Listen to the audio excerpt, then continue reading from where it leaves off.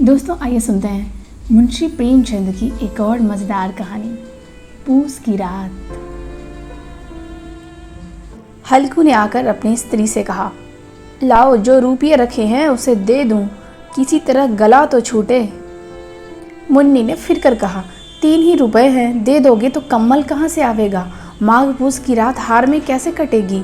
उससे कह दो फसल पर दे देंगे, अभी नहीं। और वो वहाँ से जाने लगती है। हल्कू एक क्षण अनिश्चित दिशा में खड़ा रहता है।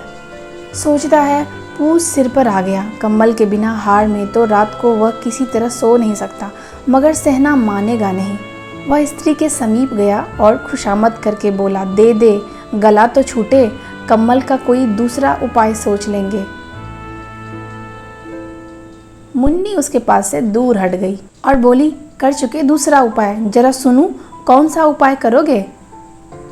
कोई खैरात दे देगा कम्मल, ना जाने कितनी बाकी है जो किसी तरह चुकते नहीं चुकती। मैं कहती हूँ तुम खेती छोड़ क्यों नहीं देते? मरमर काम करो, उपज हो तो बाकी दे दो। बाकी चुकाने के लिए ही तो हमारा जन्म हुआ है। पेट के लिए मजूरी करें, ऐसी खेती से बाज आए। मैं रुपये ना दूंगी ना दूंगी।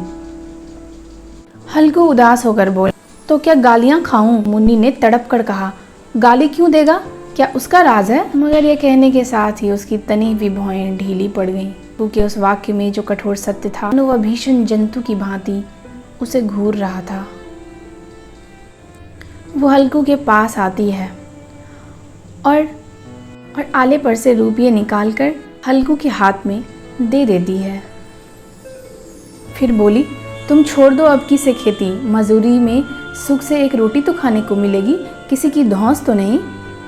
हल्कू ने रुपये लिए और इस तरह बाहर चला मानो अपना हृदय निकाल कर देने जा रहा हो। एक एक पग के साथ उसका मस्तक पानी दीनता के भार से दबा जा रहा था। पूस की अंधेरी रात, आकाश पर तारे भी ठिठुरते हुए मालूम पड़ रहे थे।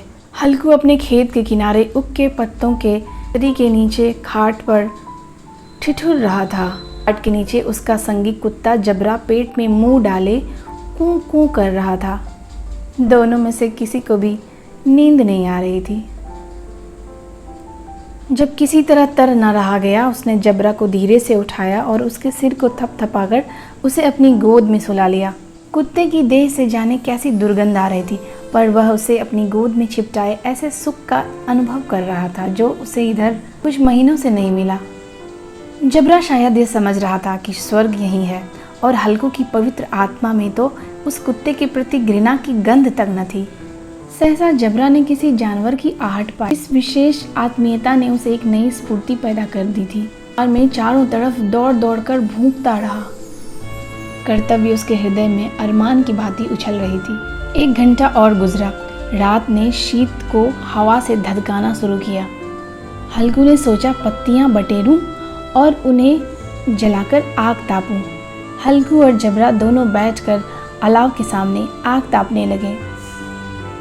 राख के नीचे कुछ कुछ आग बाकी थी, जो हवा के झोंका आ जाने पर जरा जाग उठती थी, फिर एक क्षण में जैसे अपनी आंखें बंद कर लेती थी। हल्कू को ऐसा मालूम हुआ कि कुछ जानवरों का झुंड खेत में आया है। फिर खेत में चरे जाने की आहट में उसे अपनी जगह से हिलना जहर लग रहा था। कैसा दंदाया हुआ सोया था। इस जाड़े पाले में खेत में जाना, जानवरों के पीछे दौड़ना असह्य जान पड़ा। वह अपनी जगह से ना हिला। उसने जोर से आवाज़ लगाई, हिलो हिलो हिलो, मगर हिला ना वहाँ से। अब सवेरे होने वाला था और मुन्नी वहाँ आई। क्या आज सोते ही रहोगे? तुम यहाँ आकर रम गए, उधर सारा खेत चौपट हो गया। हल्कू ने उठकर कहा, क्या तू खेत से आई है? मुन्नी बोली, हाँ, हमारे खेत का सत्यानाश हो गया। भला ऐसा भी कोई सोता है? तुम्हारे यहाँ मड़िया डालने से क्या हुआ? हल्कू ने बहाना किया, मैं मरते मरते बचा तुझे, और तुझे अपनी खेत की पड़ी है। में ऐसा दर्द हुआ कि मैं ही जानता हूँ। फिर दोनों डांट पड़ाए। दोनों फिर खेत की डांट पड़ाए। सारा खेत रौंदा पड़ा हुआ था और जबड़ा मड़िया के नीचे चित्त लेटा हुआ है, मानो प्राण ही ना हो। दोनों खेत की दशा देख रहे थे। मुन्नी ने चिंतित होकर कहा, अब मजूरी करके मालगुजारी भरनी पड़ेगी। हल्कू ने प्रसन्न मुख से कहा, रात को ठंड में यहाँ सोना तो ना पड़ेगा।